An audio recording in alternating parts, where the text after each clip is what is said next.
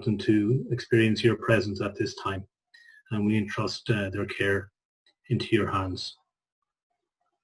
Amen. So just hand you back to James, who will bring us through the technicality of the meeting. Over to you, James. Hi. Thanks very much, Frank. Just again to echo Frank's words of welcome. We've got nearly 70 people online, which is great to see. A few just housekeeping rules before we turn over to the main part of the session. We're going to be recording the session to keep as a resource for CYMI members, and then we'll release recordings once we've got the full series complete. Some of you may have become very au fait with Zoom over the last couple of months, but for those who haven't, just a quick overview on your screen. As Frank said, we're asking you to please mute yourself. That's down in the bottom left-hand corner of the screen. Later on, we're going to move into breakout rooms, so please obviously unmute yourselves for those. Next over, you've got all your video controls. Feel free to have your video on or off, but definitely when we move into the breakout rooms later on, if you could turn your video on, please. Then you'll see the little chat function sort of just to the right of the center of your window. Please use that for any questions or comments throughout the webinar, and please feel free to start using that function now, just to say hello to everybody, let people know where you're from, just so everybody gets a better picture of who was part of this call. Also in the top right-hand part of the screen, you'll have options for your speaker view or your gallery view. We would suggest that you select speaker view so that you can clearly see who's talking. So we are going to have our main input from Isaac in a minute. Then, as I said, we're going to break out for a little bit of small group discussion for a matter of minutes. We'll come back for a question and answer, and then we'll wrap up at the end. So I have had the privilege of knowing Isaac for probably about 4 or 5 years now. With my work for the Archdiocese of Birmingham in the UK, our paths crossed many times, many different programs and things that we were both involved with. In 2018, Isaac was the representative for England and Wales at the pre-Synod meeting of young people, attended by roughly 300 young people from all over the world. The week of conversation culminated in the drafting of the pre-Synod document that went to the Synod of Bishops. This was the first time that young people had ever been formally involved in a synod, and in many ways it shaped the direction of the synod itself, and we have seen that through Pope Francis's exhortation Christus Vivit. Isaac was part of the drafting team for that document and has since worked both at the Bishops' Conference of England and Wales and in the Diocese of Portsmouth in the area of communications. As an active member and worship leader for Youth 2000 UK, he has a passion for youth ministry and renewal in the church. Last year, he became the online content editor for Peter's House, a Catholic creative agency. Most recently, it facilitated all of Newman's canonization official communications, as well as that of the rededication of England.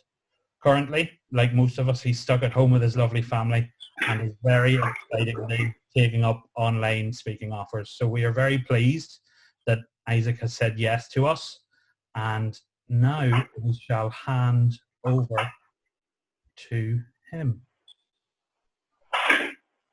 Hello. Hi everybody. It's a real joy to be with you guys. This was a really fun invitation to get. I've had a couple of things like this come through since we've not been able to be anywhere, and I've really enjoyed just connecting with people. It's almost a feeling of bumping into people that you haven't met yet. It's a cool thing to be able to do. So just a little bit about, I guess, why I'm speaking to you. In 2018, I was interning for the Bishops' Conference of England and Wales. It was my first thing out of university. They've got a really good internship program, and I joined their communications team. And my boss came into the office one day and he just said to me, do you want to go to Rome? And I'd never been to Rome, so I just said, yeah, without knowing what it was for. And then he, told me it was for this pre-synod meeting. And I said, oh, that sounds cool. That's exciting. And I said, well, what's it going to be like? And nobody could tell me what it was going to be like, because there had never been a meeting of young people before a synod. So they could say, well, we know what a synod is, but we don't know what it is that you're going to go and do. But it should be fun, and you get a week in Rome and go for it. So I was really excited, but I really didn't know what was going to happen. And so, there was about 300 young people for about a week in March in a big sort of university in Rome for a week. And I think if I was honest, what I thought would happen would be that it would be, maybe we'd get a photo with the Pope, we'd have a lot of fun, and maybe we'd get to input a little bit into what would happen. But I didn't know how much we'd be allowed to really sort of input into this synod conversation. And so my real joy, and what I would always say to everybody, is that we had a huge amount of input into that. And so I'm just going to screen share a little, just a few slides that I've made just to take us through this a little bit. So this week formed of this photo is Pope Francis and one of the guys from America who spoke on behalf of the Americas. And I didn't know this was going to happen, but on the Monday of that meeting, or the first day of it, when we got our itineraries, it just said meeting with the Holy Father at 10 a.m. or 9 a.m. And this was new to all of us, knew this was going to happen. So the Pope came and spent 4 hours with us in this university sort of lecture room, which was really unexpected, and a huge amount of time. It was really a long period of time that he gave to us. And I think what he was really trying to do with this meeting, which was his idea, was to make it a synod that wasn't just going to be about young people, but that was going to be actively involving young people and their voices as much as possible, so that the synod itself could talk realistically about young people, so that it really listened to them and heard them and brought them into the conversation. So that was sort of the purpose of that week that I was involved in. And so the two that I really, really recall from him being with us were these two ideas here. He spoke very, very strongly about this disorientation among this younger generation, my generation. So I remember him citing Italian youth unemployment rates and suicide rates and substance abuse and all these really real, gritty, nasty kind of things that were on the rise among young people and still are. And he just said, these are realities that we must be conscious of. A job on the continent, purpose, that kind of stuff would be a solution for these people. And we have to help young people who are disorientated. And I kind of think this was this is one of the reasons why he called for this synod, was because he was seeing these really dark trends among young people and realizing that there's a real pastoral need for us to be able to reach people who are young people who are going through some very real difficult things, and increasingly so. So that, I think, is his heart for young people, is for their disorientation. And his what he was talking about then as a sort of an address to that was this idea of a counterculture. And he spoke of young people being able to build a counterculture that's different to the culture of the world, and the culture that is approving of all these darker things, or in some way kind of causing these things. And he said that you young people are building up cultures with your style and your originality. You're able to build up a culture that is maybe invisible, but that is growing. This creativity, he said, was at the center of the church, saying that the church's heart is young, and you represent a vital renewal. So these are the two things that I really, really clearly remember from what he was saying to us. And it's a very strong sort of message, but it's what I always sort of say of that meeting, of what happened. So then we had a week really of firstly of conversations between us, a small group conversations with these really international groups. So I remember in my group there were people from Africa who couldn't cope with the Italian climate, who constantly wore scarves because they were so cold. And then you had Americans and people from the Philippines, all over the world. So these really international little small groups. And these conversations that were all minuted down. And then there was a drafting committee that kind of took all these piles of notes and had to put them together. And they only had about 3 days to do that. So if you can imagine sort of maybe 28 versions of notes from groups that you have to get together into one cohesive document. And I think purely because I was English and my degree was English, and they wanted the first round of this document to be in English, I got onto that team. Most other people had to speak different languages, and I couldn't offer any of that. But so that's how I got onto that. And the document that came out of it was, was something I was really happy with, and was something that was very cohesive and made sense. And I thought, for me as a young person, really captured a lot of my experience.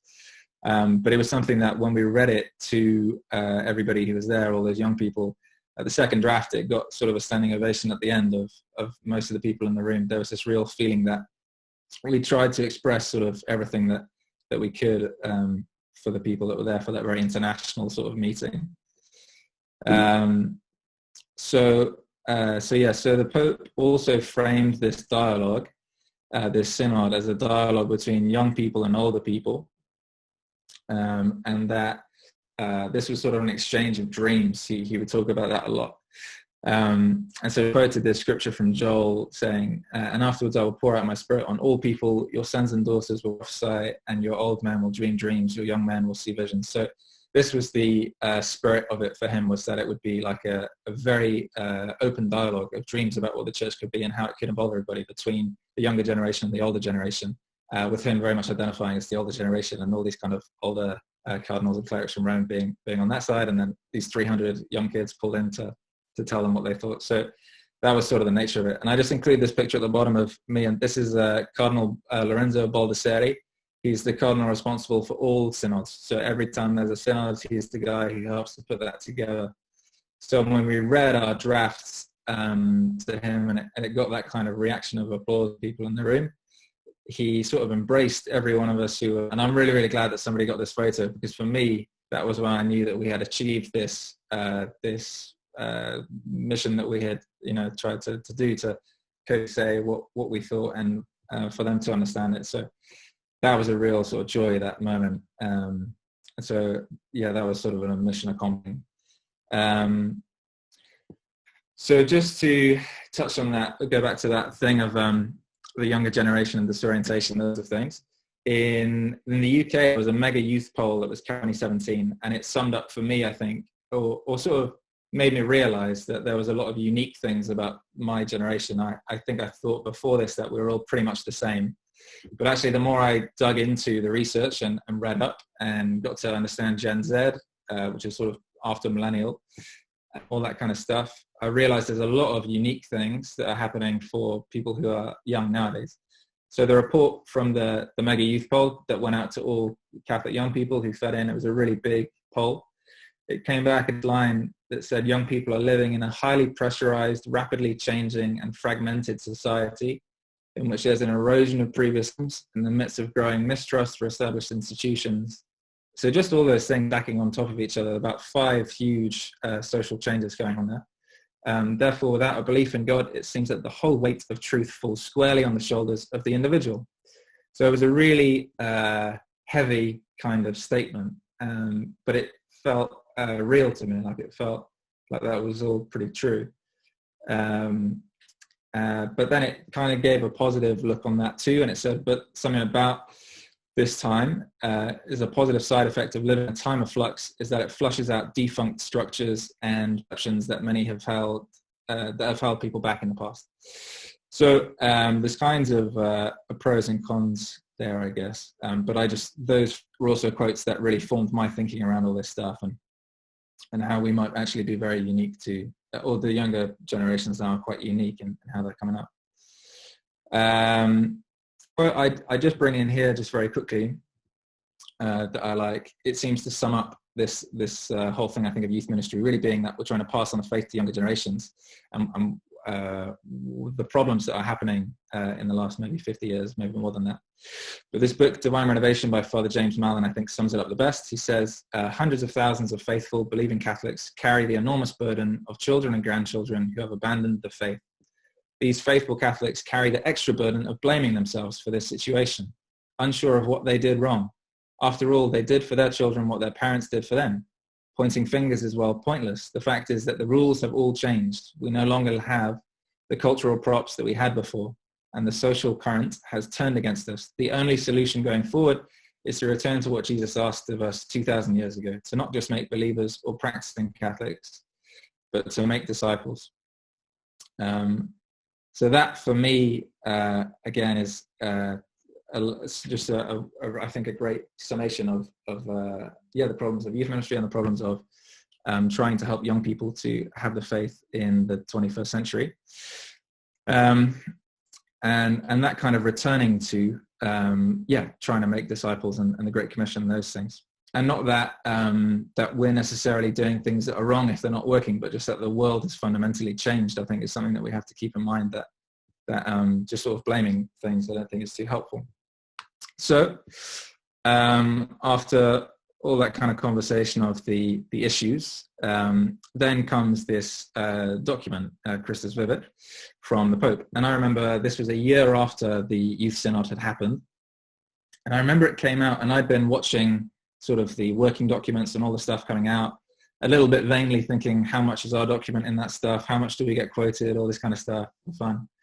And I remember this document came out, and it was called Christ is Alive, Christus Vivit. And I remember being a little bit confused by the title before I read it, just wondering why is it called this? But there's nothing inherently about young people in that title. And it's not necessarily specific to young people. All this kind of stuff was sort of what I was thinking. And what I realized was that when I read it, the opening lines of that document, if you've read it, you'll know. If you haven't, I'll show them here. But the opening lines are, Christ is alive, he is our hope, and in a wonderful way, he brings youth to our world, and everything he touches becomes young, new, full of life. The very first words then that I would like to say to every young Christian are these: Christ is alive, and he wants you to be alive. And I realized as I was reading that, I've done all this sort of social research into young people and why they were more disorientated in this generation than they had been previously, and why the handing on of the faith was different and difficult, and all these things.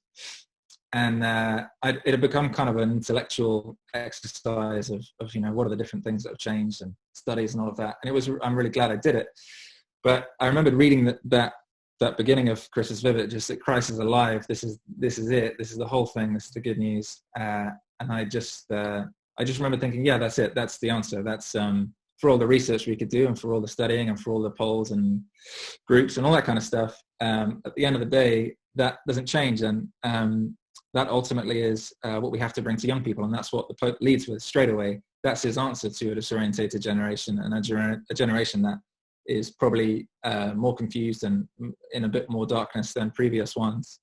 His answer is just to bring them the light straight away, just to say, Christ is alive now, and he wants you to be alive, fully alive. And so that's how I really understand this letter, and that's how I understand the context of the whole thing, is that his heart is for generations that are increasingly falling away and that don't know Christ, and his real emphasis to just bring them Jesus straight away. So that's how I would bring into sort of Pope Francis's thinking about youth ministry and all these things. So just to dig into a bit more of what practically it says about youth ministry, there's a lot of chapters in this book, but there's one that's entirely about youth ministry. These are just a few quotes that I bring up just to, not show off, but just to make the point that, so these are 3 quotes that came directly from our document that we wrote in March as young people, entirely written by us, that made it all the way through into the final Christus Vivit. So these are lines that are in that document from that meeting. So we were really thrilled by that. And also there are sort of things that sound a lot like those things elsewhere. So things on the digital world and freedom of speech and programs of formation, leaders in the church, all these kinds of things. So to me, that was another moment of mission accomplished, that these voices of young people made it all the way through the process and were present at the Synod itself too. And these were some international friends of mine, a guy from Lebanon and India and all of that. So just to crack into the practical elements of youth ministry in this, the chapter on youth ministry makes 3 really consistent and powerful points, I think. There's probably more in there, but to me, these were the things that came through the clearest. The first being peer ministry. Straight away, he says, like, this is one of his fundamental points, is that young people aren't just receiving youth ministry, but that they're agents of it. So I want to state clearly that young people themselves are agents of youth ministry, and I'm concerned with helping them to use their insight, ingenuity, knowledge to address the issues, concerns of other young people in their own language. They only have to be encouraged and given the freedom to be enthused about evangelizing other young people wherever they are found.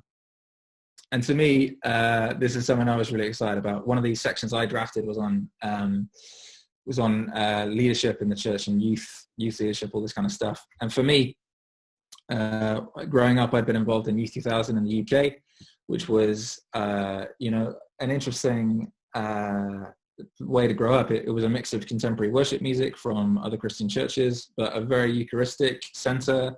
And I played a lot of music with it for big reconciliation services where like hundreds of people would go to confession and stuff. So for me, the sacramental and the contemporary and all these things were really blended together in these sort of youth festivals, and they're really powerful.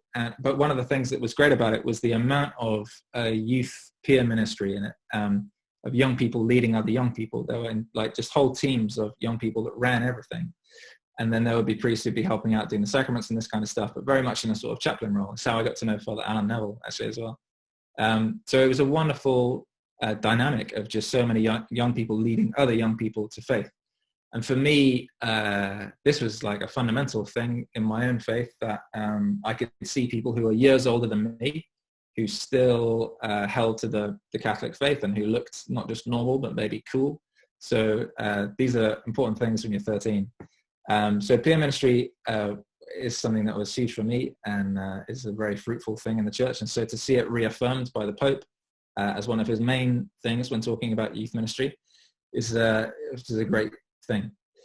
The next big point that I think he makes, it's a really nuanced point that's quite interesting. He talks about this idea of growth, but after encounter with Jesus. So often in youth ministry, we talk about encounter a lot. We talk about helping to bring young people to that place of encounter with Jesus, and it's a big fundamental part of youth ministry. But the Pope makes this interesting point. He says, in some places it happens that young people are helped to have a powerful experience of God, an encounter with Jesus that touches their hearts, but the only follow-up to this is a series of formation meetings. So he talks about doctrine and morals and stuff. As a result, many young people get bored and they lose the fire of their encounter with Christ and the joy of following him. Let us first try to awaken and consolidate the great experiences that sustain the Christian life. And then he quotes a poet, when we experience a great love, everything else becomes part of it. So for him, this kind of follow-up on the encounter, the growth after the encounter, really into discipleship, is really something he's picking up on that maybe youth ministry isn't so good at. We're very good at introducing people to Jesus and to his church, but the follow-up of that, without it just being parish life or those kinds of things, the active, further deepening of that encounter is maybe something that we need to work on a bit more. And he says very clearly, he talks more about the charisma, this gospel that goes deeper and deeper, the understanding of it. He says it would be a serious mistake to think that in youth ministry, the charisma should give way to a supposedly more solid formation. Nothing is more solid, profound, secure, meaningful, and wisdom-filled than that initial proclamation. So youth ministry should always include occasions for renewing and deepening our personal experience of the love of God and the living Christ. It can do this in a variety of ways: testimony songs, moments of adoration, times of spiritual reflection on the sacred scriptures, and even an intelligent use of social networks. So this idea that that charisma, that encounter with Jesus, should continue to be the fundamental underpinning of anything we do with young people, of any kind of moral teaching we do, or any sort of teaching. It needs to be in that personal relationship, in that personal encounter with Jesus always. And that was always the way I experienced it in Youth 2000 again. But I remember just after the Synod, I got invited to come over to Dublin. It was the first time I'd been there. It was for the International Meeting of Families to talk about all this. And I got an email from somebody who works at Aaron Key, that church there, asking me to come and speak at one of their youth nights. And it was really funny because it was just a worship night, an adoration, and Audrey Assad was playing worship. And they asked me to talk, which was an absolute thrill because I love Audrey Assad. And straight away I knew what that night was. I knew what adoration and worship and a talk and friends and community and food. I knew what that was. That was the youth ministry I'd always received, that had always worked for me, that was always fruitful. And it was that combination of like input and worship and living encounter with Jesus and communion with each other and community. So that I see this kind of underpinning of the relationship with Jesus and of encounter with him in adoration and in those different ways of worshiping him. I see that kind of across the board now, and I think it's really shaped youth ministry and is a really fruitful thing. Which kind of takes us nicely to the last real point that I think that he makes in a big way, is this idea of fruitfulness, that the things that work sort of reveal themselves, which is something I'd always felt with youth ministry and with the church. So he says he's very upfront with talking about the church in very real ways here. But he writes this paragraph: at the same time, we should take into greater consideration these practices that have shown their value. They have proved truly effective in bringing young people to Christ and the church. It does not matter where they are coming from or what labels they have received, whether conservative or liberal, traditional or progressive. What is important is that we make use of everything that has borne good fruit and effectively communicates the joy of the gospel. And then as I read that, I remembered in our document, something that we wrote to echo this kind of thought, was that as young people, we weren't a monolith, we were diverse, and that we were passionate about different expressions of the church. So this last quote is from our document. And it said, some of us have a passion for the fire of contemporary and charismatic movements that focus on the Holy Spirit, and others are drawn towards silence, meditation, reverential, traditional liturgies. All of these things are good as they help us to pray in different ways. You will not believe the amount of chaos this sentence caused in the internet. It was wild. Like a lot of traditional people were like completely, I don't know, man. It was weird. And I wrote that line because we wanted to say too that if things are fruitful, it's clear. And if things are helping people to pray, if it's bringing them into a reverential place, if it's helping them to meet other people who are of the same faith, it's a beautiful thing. And it shouldn't matter what the expression is too much. It shouldn't matter what corner of the church it comes from necessarily. Again, for Youth 2000, where I came from, some people would think we were really charismatic because we liked contemporary Christian music, and I lead that a lot, and that would be too much for some people, but we do it in adoration. So you couldn't get much more traditional than trying to bring the Eucharist into the middle of everything. So these kind of labels aren't necessarily too helpful. It's this idea of pursuing fruitfulness and what is really helping people that I think is the important thing. So that was another point that I loved from what he writes. And then finally, this chunk here, I may just read to you quickly, is something I want to close on because I think I'm coming near my time. But he just writes very simply that despite the changing times, all those things we spoke about at the beginning, how the world's changed and the norms and the culture and how things are different, despite all of that and the sensibilities of young people, there are gifts of God that never grow old, for they contain a power transcending all times and places. There's the word of the Lord, ever living and effective, the nourishing presence of Christ in the Eucharist, and the sacrament of reconciliation, which brings us freedom and strength. We can also mention the inexhaustible spiritual riches preserved by the Church in the witness of her saints and the teaching of the great spiritual masters. Although we have to respect different stages of growth and at times need to wait patiently for the right moment, we cannot fail to invite young people to drink from these wellsprings of new life. We have no right to deprive them of this great good. And for me, this, I just love it. I think that sums up the whole thing. I think that's what we really need to say. But this idea that the faith is ever ancient and ever new, and however, the trick is really in the communication of these truths. They're not going to change. And the roadmap that was left to us by Jesus is there forever. It's really, I think, in the communication of them, in the way that we express these really heroic calls that we're giving to young people in a world that isn't necessarily offering them a roadmap to how to be virtuous and how to be self-sacrificially heroic in the way that Jesus was, and that isn't really offering them much meaning in life. We just need to be better at expressing that and giving them a space to hear it, and then giving them a space to talk and to question and to explore. But that ultimate part of the faith, I think we could be despairing if we just look at how the world is. But I love that the heart of this document is just that Christ is alive, and that ultimately we just have to bring him to people in the way that they can understand. So it's more of a challenge for young people, but that's the heart of it really, and the heart of youth ministry. So those are all the notes I really have. But just also to say a big thank you to all of you guys in the youth ministry that you do. It's not an easy job, and I've worked in diocesan stuff and Bishop's Conference level, and I've been involved in movements, and so kind of aware of all the ways in which these things work out and the different difficulties with these structures, and how it cannot always be a life-giving environment. And so, just a huge thank you for trying to continue to push for young people and to bring them to Jesus in that world. So, my gratitude to all of you. Perfect. Thanks very much for your input, Isaac. What we're going to do now is we're going to take maybe sort of around 5 minutes. You're going to all get put into smaller breakout rooms, and there's a question that we'd like you to talk about, and that's, what has really struck you about Isaac's talk. So if you could discuss that for the next couple of minutes, and then we'll come back and have a question and answer session with Isaac.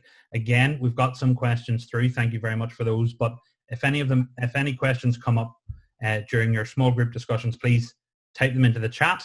And if we have time at the end, we'll get through them with Isaac. So now you should all go off to your breakout rooms. Please unmute yourself and turn on your video.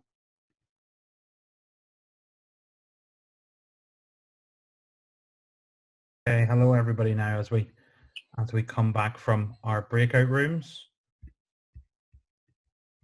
I hope there was some good discussion going on. I think we have mostly everybody back now. So again, if people want to send through any questions that they come up with, please do. But one question that we've had come through, and Isaac, I'm going to call it out to you now. So given the complex reality that makes up the young person's world, how can we make space not just to listen to them, but to dialogue with them? Yeah. It's really, it's interesting this. I think, in my experience of church growing up, there was sort of the parish where we went for Sunday Mass, and maybe we knew a few people. And then there was this other world of youth ministry, and they were like hugely different. Like that world was really exciting and very expressive, and there was a lot of room for conversation. So like small groups are also like a fundamental part seemingly of most youth ministry that's effective. I didn't put it in there, but it's really up there.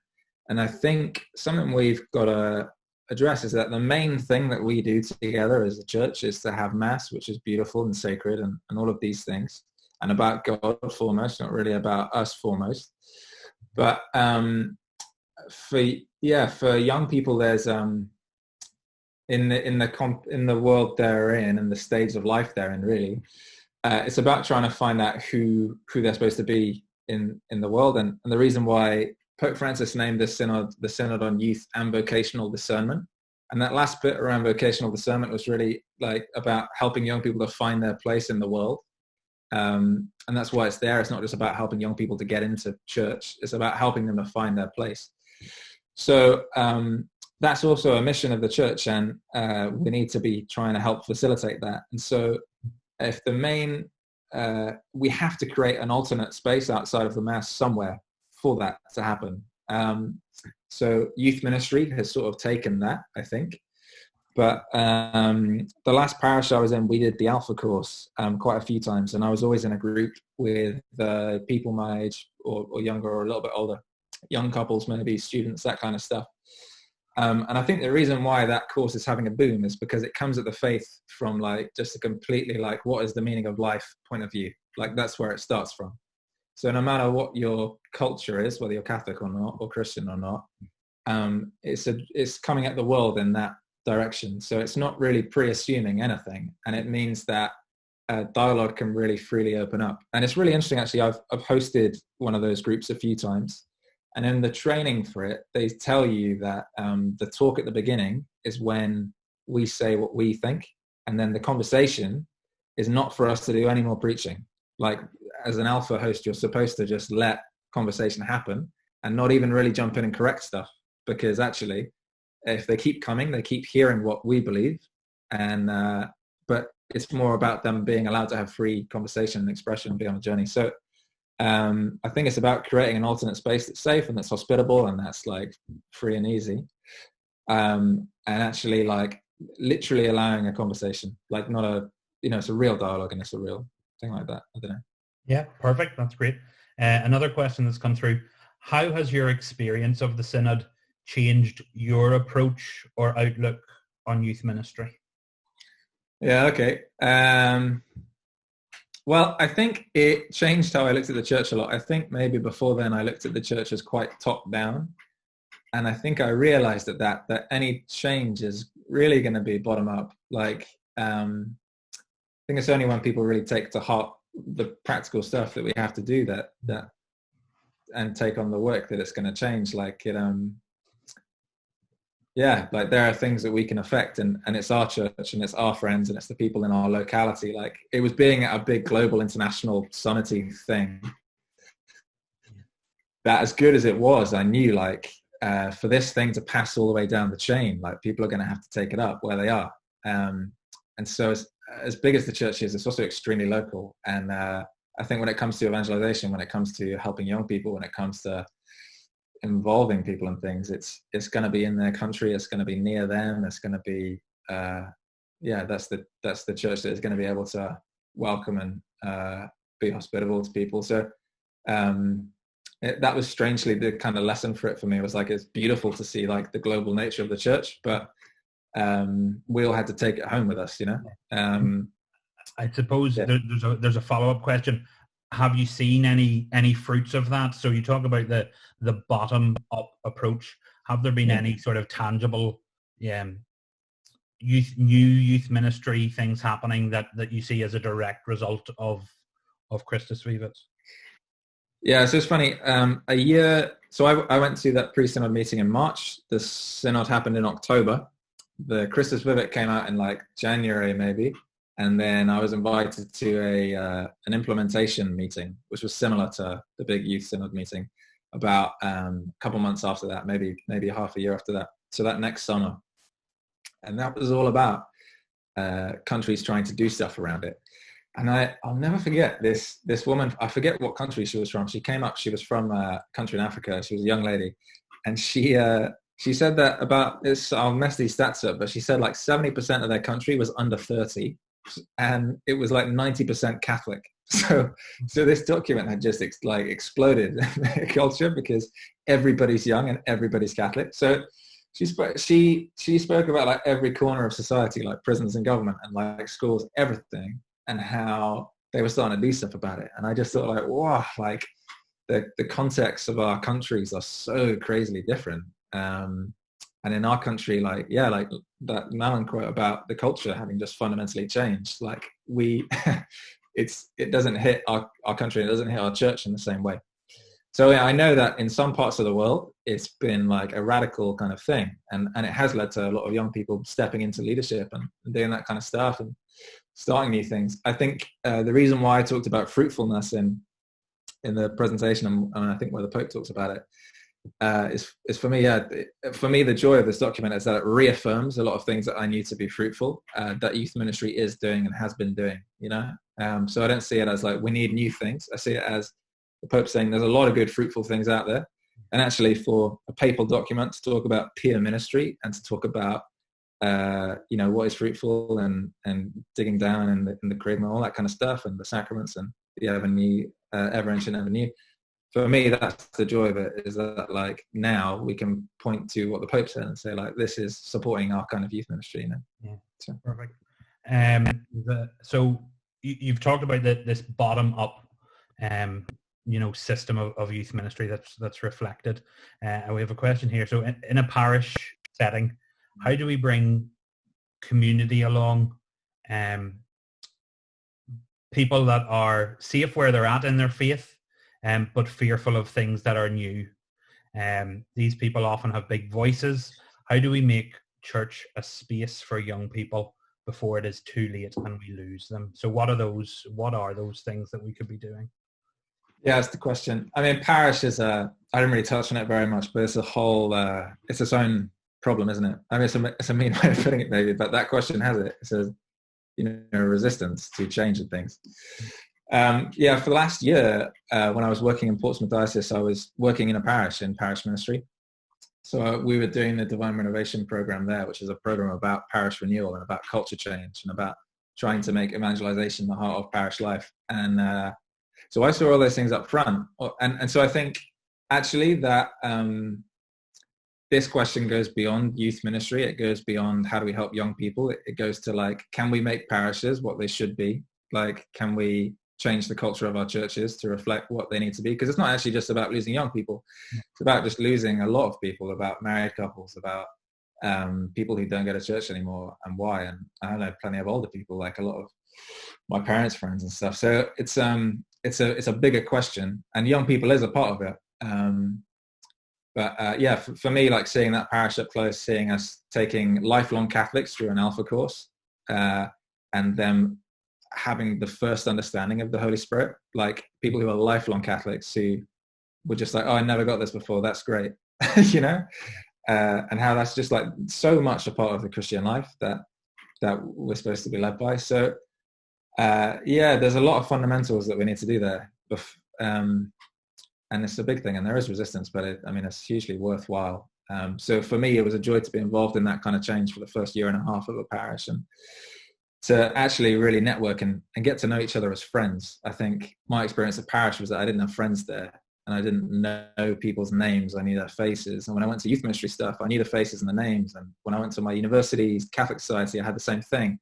Parish was not a place where I had friends very much. Yeah, so, that's something that I saw as well from my time in England. Like the Catholic youth ministry family in England, among all the dioceses, is really small.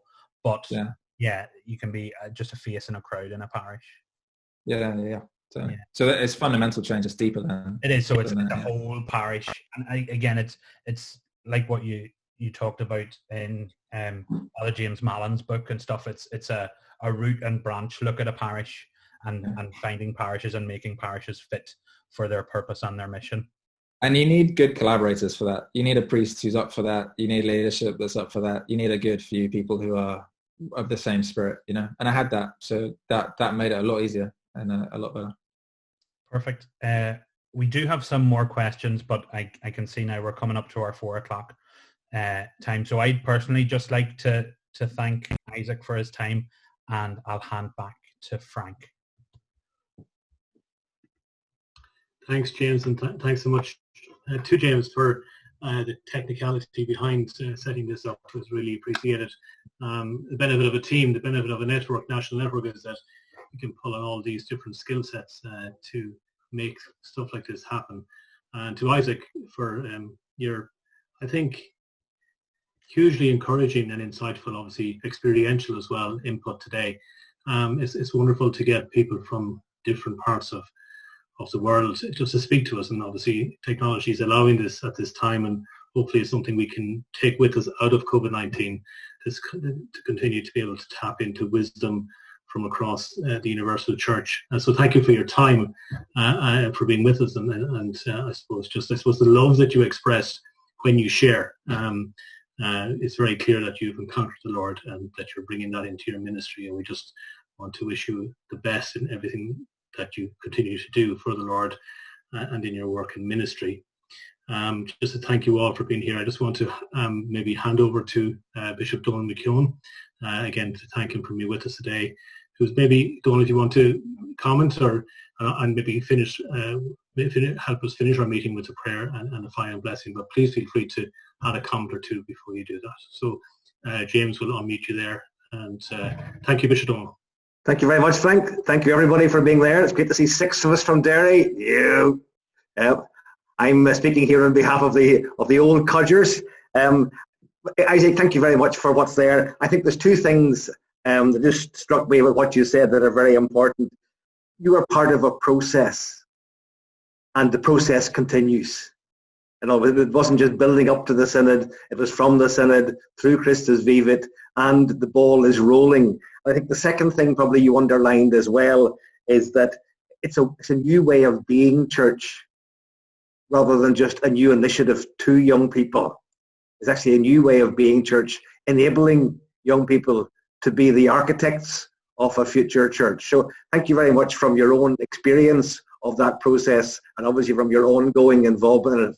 Thank you to everybody else who's been part of it here. Get to see 72 people, I think, with the total number of participants, which is wonderful to have.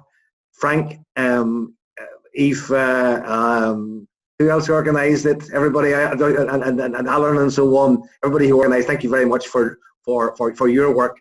Please go make a look forward to meeting again next Tuesday or next Monday. Is that right? Next Monday. Yes. That's lovely. And Isaac, you're very welcome to join us if you want.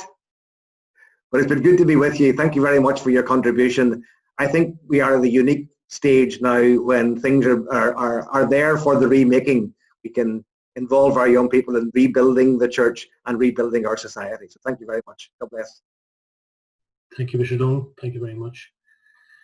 So, guys, just we'll finish up just to remind you that next week we have Dr. Jesse Rogers on, and CYMI through the work of Father Alan will send out a link for you to sign up to that webinar in the coming week or as soon as possible. So please do. Also, just a reminder that this is a Catholic Youth Ministry Network membership forum.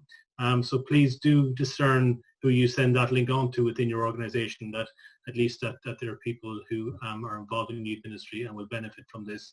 It is a youth and young adult forum in terms of those involved in ministry. So we'd like to be able to open up to the world, but we can't do that as Zoom has certain limitations as well. So what's important for us is that your organisation as a member gets a space on this webinar, and those who you feel would benefit from the input that we're receiving over the next number of weeks. Just thank you all again for joining. May God bless your work.